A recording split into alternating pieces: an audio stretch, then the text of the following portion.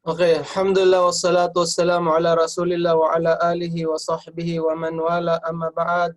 Fassalamu alaikum wa rahmatullahi wa barakatuhu. So, huwag kalimutan after ng klase natin o mga 8:40, meron akong nakahandang quiz. Isi-send ko mamaya ang link andito sa classroom ko. Ano to, B1? B3 term 1, B1 term 3? B1 term 3. Anong nakikita niyo sa screen? Wala? B1? Meron po. Ano? Yung yung lecture. Lecture? Okay. Ay, parang, wait lang. Oh. Screen 1. Share screen 2.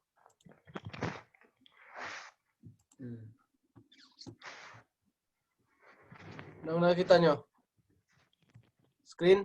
Okay, the B1, T3 screen po.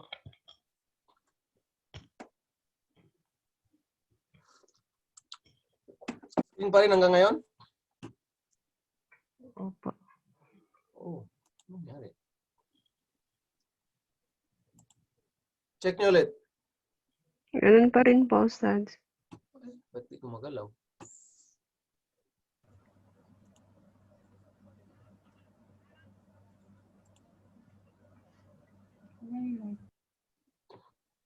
Okay, later ko na-explain mo yan. Balik tayo dito. So ito yung book natin.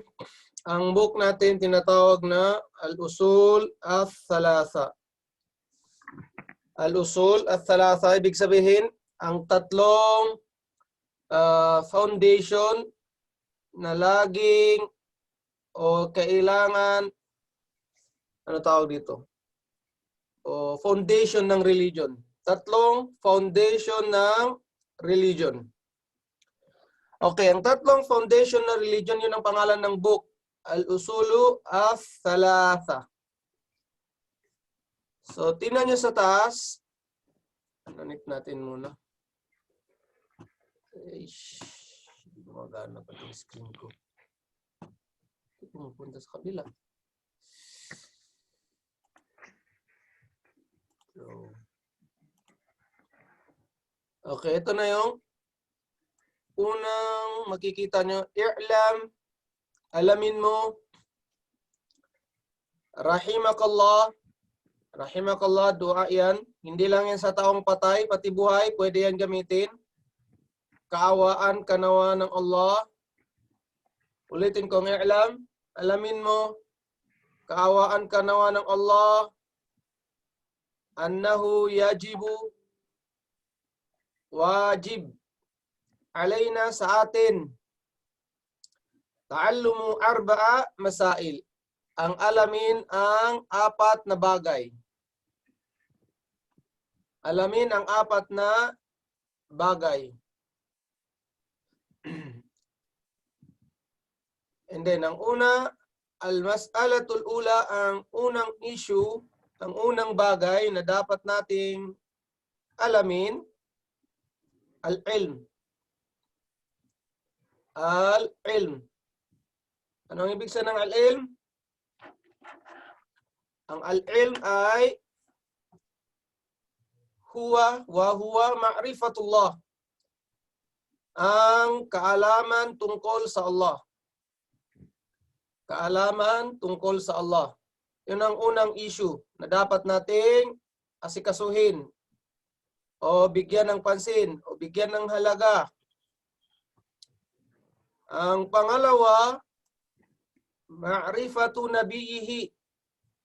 Ang alamin ang propeta Muhammad sallallahu alaihi wasallam. Yun ang pangalawa. Alamin ang tungkol sa propeta Muhammad sallallahu alaihi wasallam. Ang pangatlo, ma'rifatu dinil Islam bil adillah. alamin. Alamin o kaalaman tungkol sa relihiyong Islam bil adillah, naaayon sa basihan, sa dalil. Ang adillah, plural ng dalil. Naaayon ito sa basihan. Ano bang basihan natin? Quran at ang sunnah ng propeta sallallahu alaihi wasallam. Kailangan alam natin ng Islam na ayon sa basihan, sa dalil. So yun ang una, ang kaalaman. Ano ang kaalaman? Ibigay nga sa akin, Afra. Anong ibig sabihin ng kaalaman?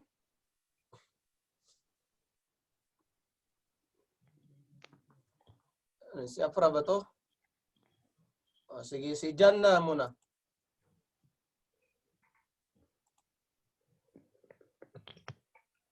Assalamualaikum Ustaz. Ano ang unang issue na dapat bigyang pansin, bigyan halaga? Al-ilm, ang kaalaman tungkol sa Allah Subhanahu wa Ta'ala. Ano pa? Pangalawa? Ang alamin ang patungkol sa Propeta Muhammad sallallahu alaihi wasallam. Pangatlo? Ang kaalaman sa relihiyon at naayon ito sa dalil, Quran at Sunnah. Aywa, naaayon sa relihiyong Islam. Alamin ang Islam, naaayon ito sa dalil, sa basihan. Opo. Okay, pangalawa tayo. Ang pangalawang issue, al-amalu bihi. Ang pagsabuhay sa kaalaman na merong tayo. Pagsabuhay sa kaalaman na meron tayo. Al-amalu bihi. Yan ang number 2. So kung ano ang alam mo, isabuhay mo. Ang pangatlong issue o bagay, ad-da'watu ilayhi. Third step. Kailangan mo na siyang ipalaganap, i-preach. Kasi meron ka ng kaalaman na isabuhay mo na ito. Ang pangatlong role o gagawin mo, ipalaganap ito.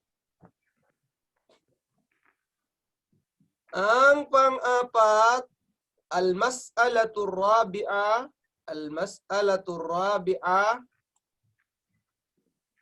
as-sabru. Ang pang-apat na issue, pagtitiis, pagtitimpi, alal adha fihi.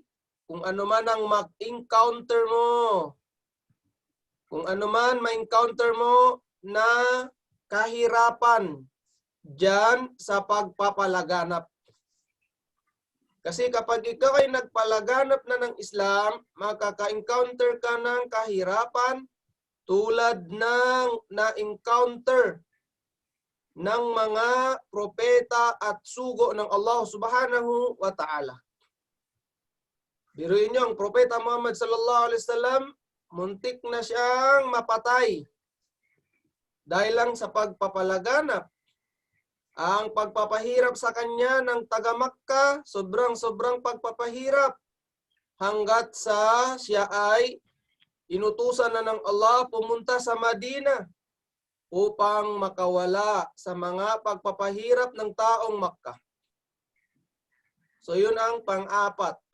As-sabru alal adha, pagtitiis, pagtitimpi. Kung ano man ang ma-encounter natin na paghihirap o pagpapahirap ng mga tao. Okay, next. Dito na. Wad dalilu, ano ang basihan natin? Wad dalilu, qauluhu ta'ala, bismillahirrahmanirrahim. Sa ngalan ng Allah, bismillah, sa ngalan ng Allah, Ar-Rahman, mahabagin, Ar-Rahim, maawain. Ang Ar-Rahman, pangalan din ng Allah, Ang Ar-Rahim, pangalan din ng Allah. Anong pinagkaiba ng dalawa? Assignment yan. Ar-Rahman, Ar-Rahim. Anong pinagkaiba ng Ar-Rahman at saka ng Ar-Rahim? Mayroon yang pinagkaiba.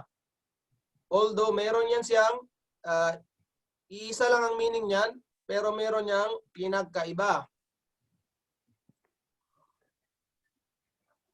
Next.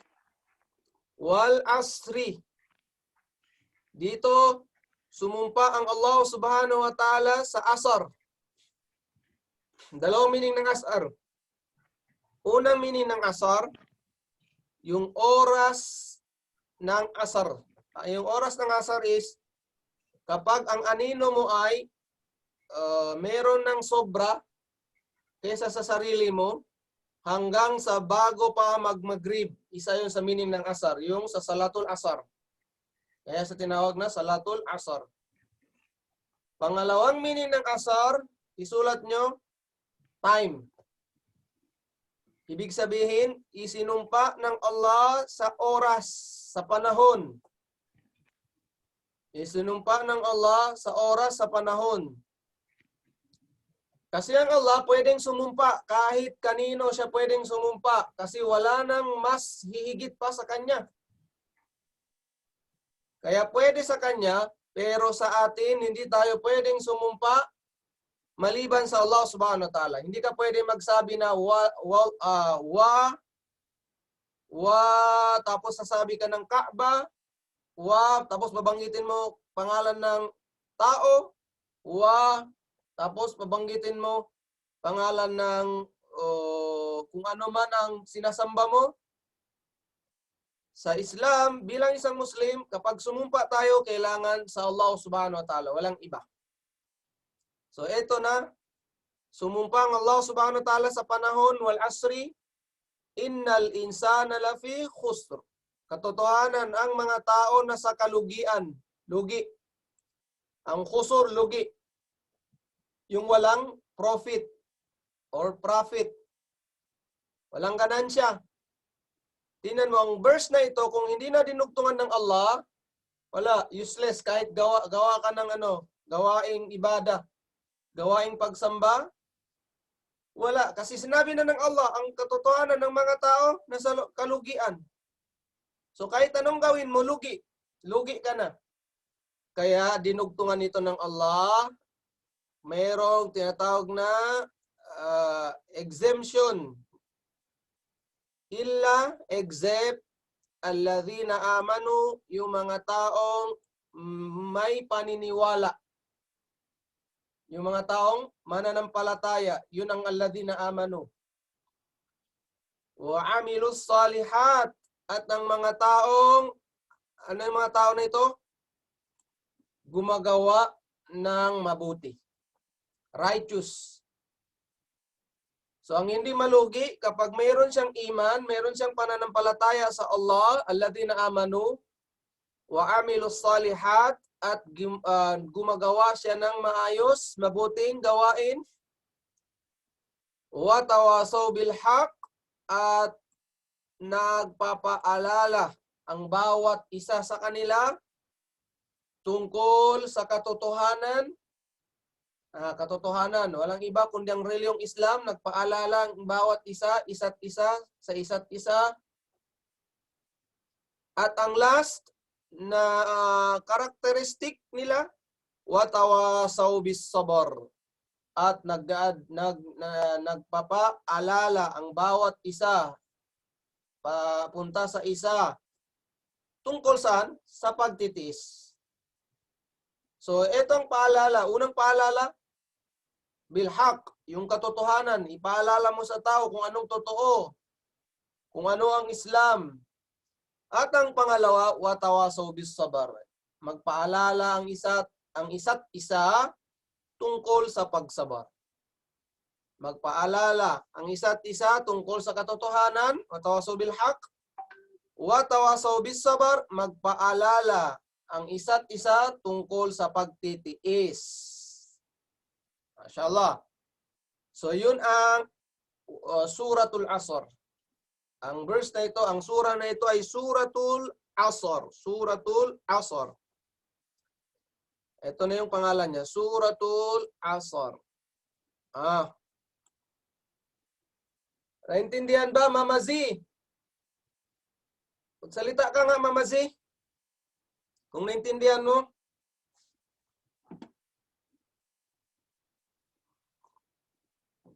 Tulog ata si Mama Z. Yusuf Galvez. Opo, Ustad. Nasa loob ako ng crib. Hindi ko maabot. Kala ko tulog ka eh. Bagal. Kasunod. Ano? Oh. Ano Bagal yung ni Mama Z? sa mag-open eh. Okay, Mama Z. Relax ka na lang dyan. Yusuf, naintindihan mo ba, Yusuf? Alhamdulillah po, Ustad. Alhamdulillah. Okay, next na tayo, Yusuf. Ang sabi ni Imam Ash-Shafi'i, rahimahullahu ta'ala, "Law ma anzalallahu hujjatan ala khalqihi illa hadhihi surah lakafathum." Sabi ni Imam Shafi'i, rahimahullah, kawaan na siya ng Allah.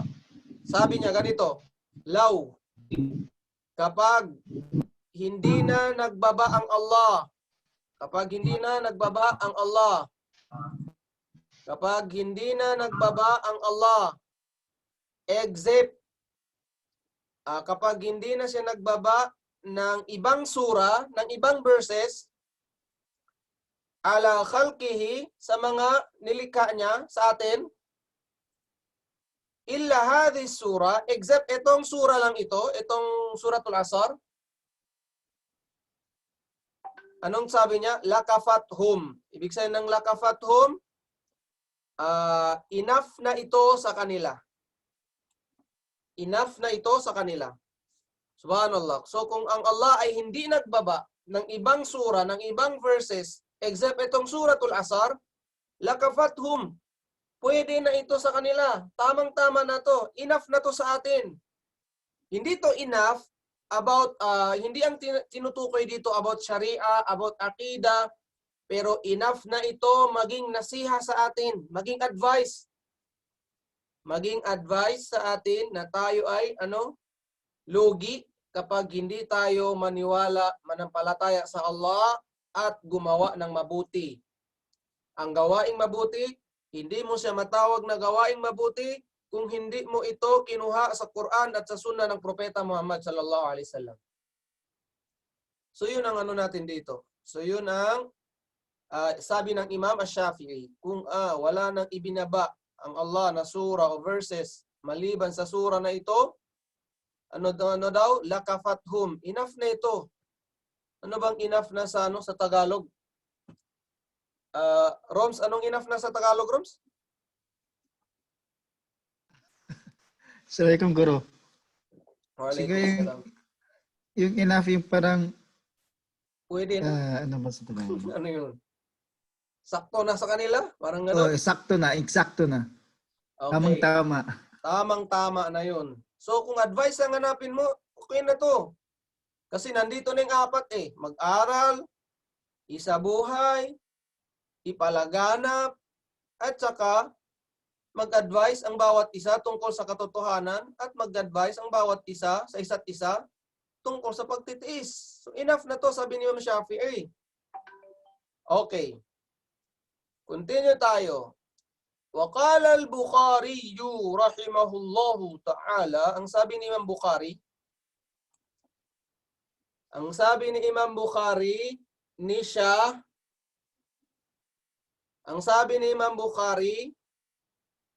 kaawaan nawa siya ng Allah, rahimahullah, babun, chapter.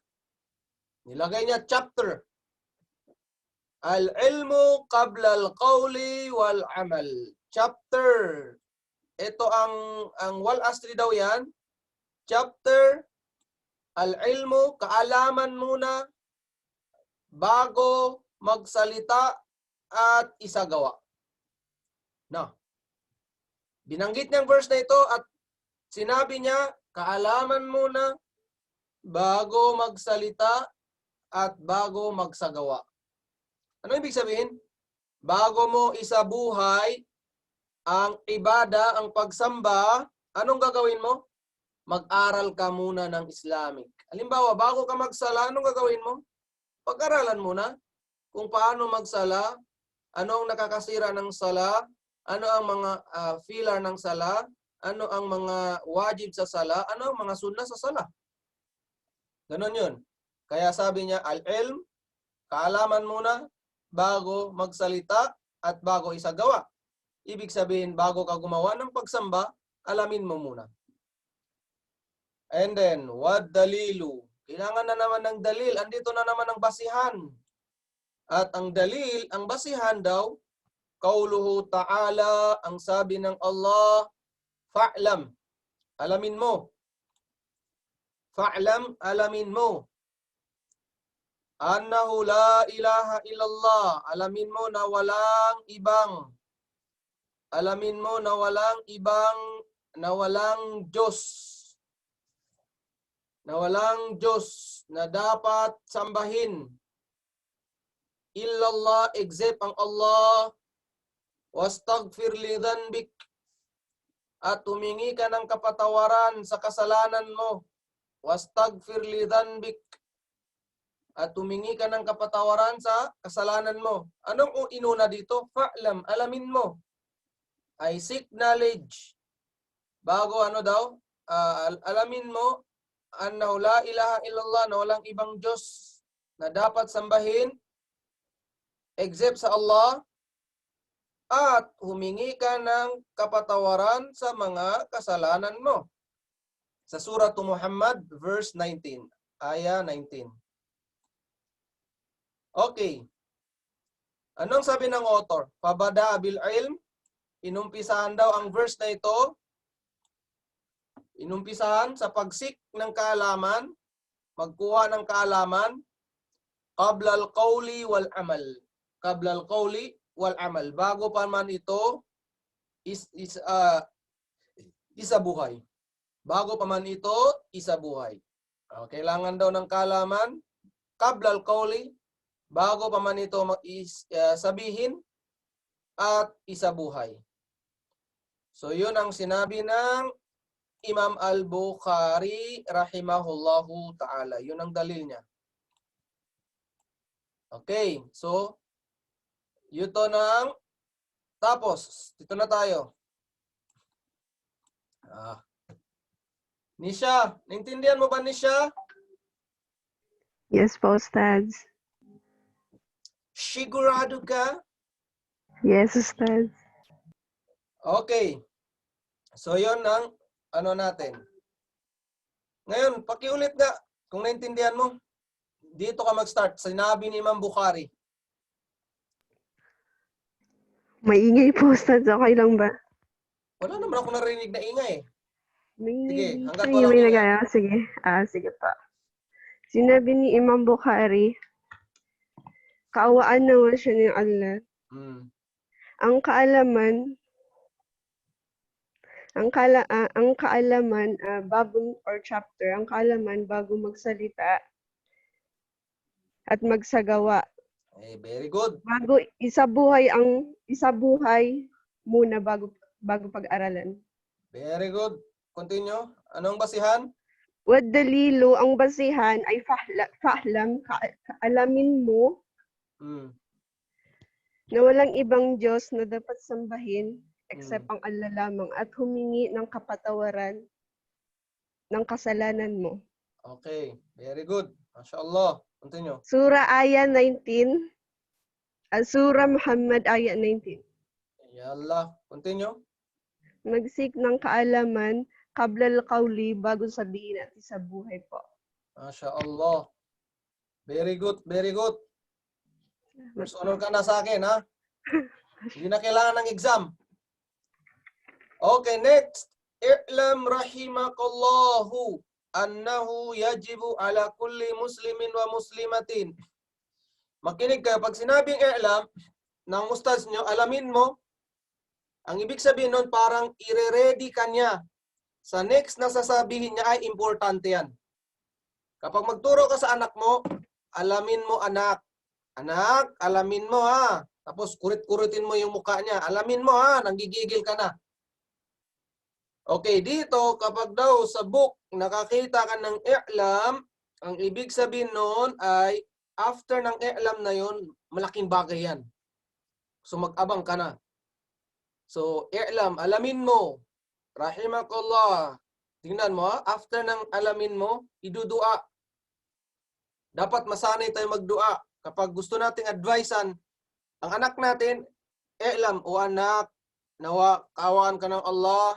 Ganito anak ha, ganito, ganito. Isa yan sa mga mabuting o mainam na pag-uugali. Kaawaan ka ng Allah anak. Sana nasa pamamahala ka ng Allah, nasa protection ka ng Allah. Ganito anak ha, anak. Ganon yun. So after niya, sinabihan ng i'lam, tayo dito. Ang sinabihan ni Sheikh Muhammad bin Abdul Wahhab, tayo. I'lam, alamin mo. Tapos after nun, nagdua siya para sa atin. Kasi sino man ang bumasa ng book niya, ay address ang mga dua niya para sa mga estudyante na nag-aaral sa libro niya. Tingnan mo, nag-aaral tayo, at the same time, nakakukuha tayo ng kanyang dua. Nare-receive natin ang dua niya. Ibig sabihin, hinihingi niya sa Allah na sana kaawaan tayo ng Allah. Rahimakallah. Annahu yajibu ala kulli muslimin wa muslimatin, kailangan, ang yajib, need, necessary, ala kulli muslim, in every muslim, ang kulli, every, bawat muslim, lalaki, wa muslimatin, muslim na babae. Inisa-isa pa, muslim na lalaki at muslim na babae. Ta'allumu hadhi thalath masail. Alamin ang tatlong issue. Alamin ang tatlong malalaking bagay. So, necessary daw, alamin ang tatlong bagay. Wajib talaga. Wal amalu bihin. Anong wal amalu bihin? At anong dito? At isabuhay ang mga ito. Alamin at isabuhay ang mga ito. Al-ula, ang una daw, anong una? Annallaha khalaqana, ang Allah subhanahu wa ta'ala, nilikha niya tayo. Ang Allah subhanahu wa ta'ala, annallaha khalaqana, linikha niya tayo. Wa razaqana, at binigyan tayo ng sustenance. Rizki. Binigay tayo ng sinustentuhan tayo ng Allah. Sinustentuhan tayo ng Allah. Huwag tayong mag-isip.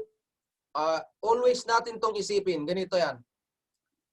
Na ang lahat ng dumating na biyaya galing sa Allah subhanahu wa ta'ala, huwag mong isipin na yan ay galing sa galing mong.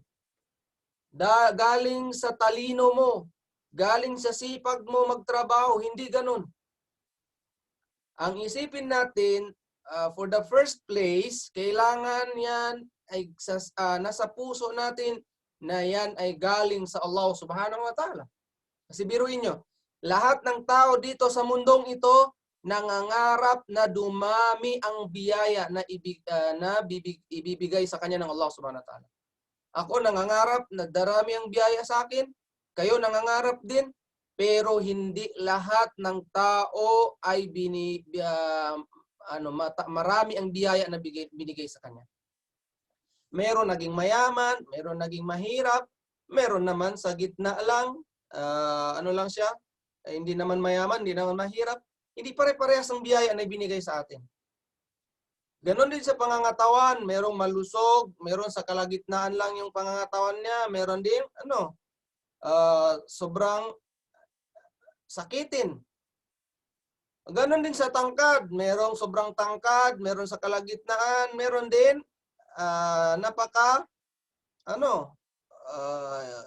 pandak. Ganon yan. Iba't iba ang mga biyaya na binigay sa atin ng Allah subhanahu wa ta'ala. Isipin lang natin ang lahat ng ito ay galing sa Allah subhanahu wa ta'ala. Bago pa man, isipin natin ang mga ibang bagay. Walam yatruk na hamala. walam yatruk, dito na tayo, walam yatruk na hamala, at hindi tayo pinabayaan ng Allah na na walang bulag. Hindi tayo pinabayaan ng Allah na parang wala, sige, bahala ka na. Sige, punta ka na. Hindi tayo pinabayaan ng Allah ng ganun. Anong ginawa ng Allah? Bal arsala ilayna rasulan. Subhanallah. Pinadalhan niya tayo ng sugo.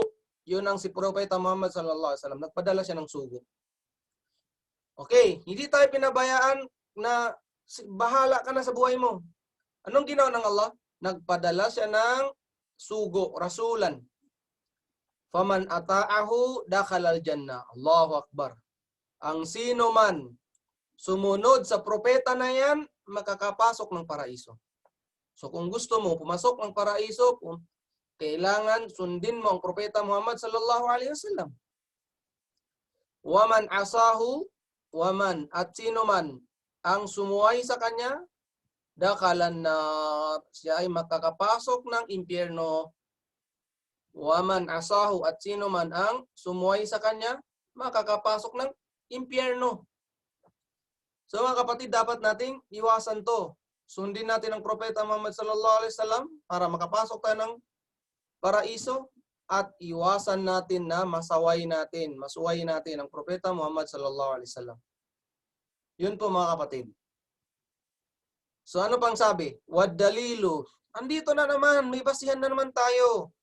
Ang basihan daw natin, qauluhu ta'ala, sinabi ng Allah, inna, katotohanan kami ay, ang sabi ng Allah, katotohanan kami ay, arsalna, pinadala namin, ilaikum, sa inyo, pinadala namin sa inyo, rasulan, sugo, syahidan, saksi, sasaksi, alaikum, sa inyo. Okay. Katotohanan, pinadala namin sa inyo, sugo, syahidan, saksi, sasaksi sa inyo, kama arsalna, tulad ng pagpadala namin, tulad ng pagpadala namin kay Fir'aun. Sino pinadala ng Allah kay Fir'aun? Fir'aun, rasula. Meron siyang pinadalang sugo. At sinong sugo na ito na pinadala kay Fir'aun? Charvil. Sinong sugo na pinadala ng Allah? Kay Musa, kay Fir'aun? Sino ang sugo na pinadala ng Allah kay Fir'aun? Charvil.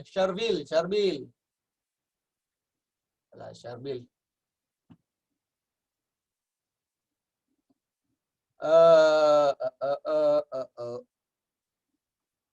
Jannah. Sino pinadala ng Allah kay Fir'aun? Prophet Musa po, Ustad. Aywa, si Musa alayhi salam. Ngayon, fa'asa Fir'aunur rasula. Anong ginawa daw? Kapag nakita ka ng ganyan, minsan ang meaning niya, ibig sabihin na, result. Anong nangyari? Asa, sinuway ni Fir'aun ang sugo. Sinuway daw ni Fir'aun ang sugo. Fa'akadnahu akdaw wabila. At siya ay punishment. At siya ay pinarusahan namin ng ng kasuklam-suklam na parusa. Na nakahiyahiyang parusa. Anong parusa ni Fir'aun? Buhay pa siya, nilunod siya ng Allah subhanahu wa ta'ala sa dagat hanggang doon na siya namatay. Yun si Fir'aun. Pinarusahan na siya ng Allah subhanahu wa ta'ala sa mundo pa lang. At ginawa siyang ginawa siyang parang representative ng mga taong naparusahan. Kasi hanggang ngayon, andon pa rin ang kanyang bangkay sa Egypt. Nakikita mo yan. Pag mapasyal ka ng Egypt, makikita mo ang bangkay ni Fir'aun. Sinabi rin yun ng Allah na gagawin siyang sign ng mga taong naparusahan ng Allah subhanahu wa ta'ala. Kaya huwag kang magtaka kung bakit andyan pa yung bangkay ni Fir'aun. Okay, so ito na yung sa first page ng book nyo. And then, para hindi na rin kayo mahirapan, anong ginawa ko? Nilagay ko na rin, ay sisend ko rin ito mamaya sa inyo. Relax lang kayo. Number, eto yung, uy, alisin ko muna yan. Nasaan na? Nasaan? Ang bagal mo gumalaw. Clear drawing. Andyan na yung ano niya, yung English niya, nilagay ko na sa baba. Alam ko naman kayo, mga Amerikano, karamihan dito, Amerikano-Amerikana. Kaya nilagay ko na sa baba. Nasaan na yan? Hey. Nilagay ko na sa baba yan. Andyan na siya. Hindi ko na i-explain. Andyan na. Haba-haba pala ng explanation niya sa English eh. Andyan. Hindi ba yun?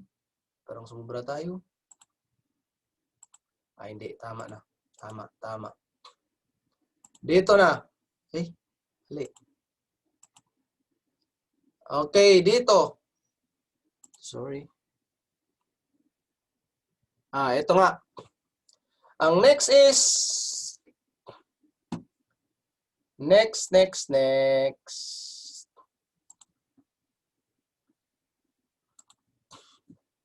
Dito na ang pangalawa. 'Di ba ang una daw?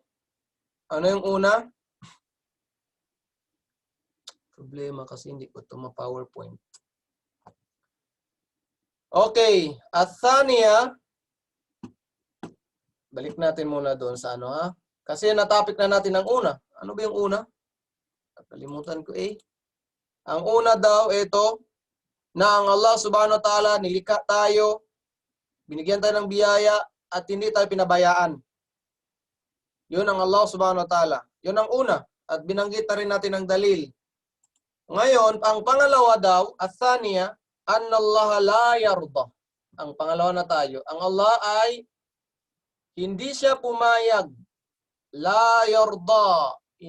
Ang Allah ay hindi papayag. Never yan. Hindi niya matanggap. An yushraka ma'ahu ahadun fi ibadatihi. Yung bigyan mo siya ng katambal, sa pagsasamba. Halimbawa, mayroon ka pang ibang sasambahin maliban kay Allah, hindi yung katanggap-tanggap kay Allah. At ayaw na ayaw yun ng Allah Subhanahu wa Ta'ala. Yun ang pangalawa. Ang Allah, la yarda, ayaw na ayaw niya na mayroon pang sasambahin maliban sa Kanya. Ganun na lang. La malakun muqarrabun, kahit angel pa ito na malapit sa Kanya, limbawa si Jibril, doon ka magsamba, tapos sumasamba ka rin kay Allah, ayaw na ayaw niya yun. La yarda. Kahit angel pa man na malapit sa Kanya, no way. Wala nabiyun mursalun. At ganun din, kahit daw propeta, kahit propeta na isinugo ng Allah, ayaw niya pa rin yan. Kahit propeta pa yan na sinugo ng Allah, ayaw niya pa rin yan. Wad dalilu, ang dalil natin. Qauluhu ta'ala, ito na yung dalil. At ang dalil natin, wa annal masajida lillah, at katotohanan ang mga masajid, ang mga masjid, ang mga mosque, lillahi ta'ala. Ang may-ari niyan ay para kay Allah. Ang may-ari niyan ng Allah at para kay Allah, fala tad'u ma'allahi ahadan. At huwag kayong sumamba at huwag niyong sambahin ang Allah Subhanahu wa Ta'ala at huwag kayong gumawa ng katambal ng Allah Subhanahu wa Ta'ala, isa sa mga nilikha niya. At huwag kayong magsamba na mayroon pa kayong sasambahin maliban sa Allah.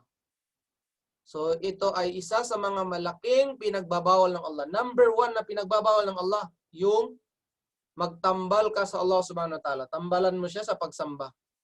Yung mayroon ka pang ibang Diyos na sinasamba maliban sa Kanya. So yan ang number 2. And then, alisin muna natin. Punta tayo sa number 3. Anong oras na? Layo pa ba? Ang number 3, yun ang pangalawa, di ba? Ayaw na ayaw ng Allah ang sumasasamba ka pa maliban sa Kanya. O tambalan mo pang Allah subhanahu wa ta'ala. And then, ang number 3, man ata'ar rasul, ang sino man sumunod sa propeta Muhammad sallallahu alaihi wasallam. Man ata'a, sumunod, obey. Ang sino man nag-obey sa propeta Muhammad sallallahu alaihi wasallam, wa wahhadallaha, at sinamba niya ang Allah alone, mag-isa, nagtauhid siya sa Allah, la yajuzu lahu muwalatu man haddallah wa rasulah. Ang sino man daw sumunod sa propeta Muhammad sallallahu alaihi wasallam at nanauhid, mayroon siyang tauhid, kaisahan ng Allah, hindi pwede sa kanya, la yajuzu, hindi pwede sa kanya makipag-close friend. Kanino? Sa mga silang kumakalaban sa Allah at sa propeta Muhammad sallallahu alaihi wasallam. Hindi sila pwede mong kaibiganin. What I mean, hindi mo sila pwedeng gawing best friend. Hindi mo sila pwedeng gawing best friend. Sino? Yung mga kumakalaban sa Allah at kumakalaban sa propeta Muhammad sallallahu alaihi wasallam. Kung totoo ang inyong pagsunod sa propeta Muhammad at totoo ang inyong tauhid, hindi ka pwedeng kumaibigan sa kanila. Walau kana aqrabu qaribin, kahit close friend mo pa yan. Kahit close friend mo pa yan siya, o kahit very close relative, hindi pa rin pwede maging kaibigan yan. Okay? Kahit daw close friend pa, hindi pwedeng maging kaibigan. Okay, dito na lang muna tayo.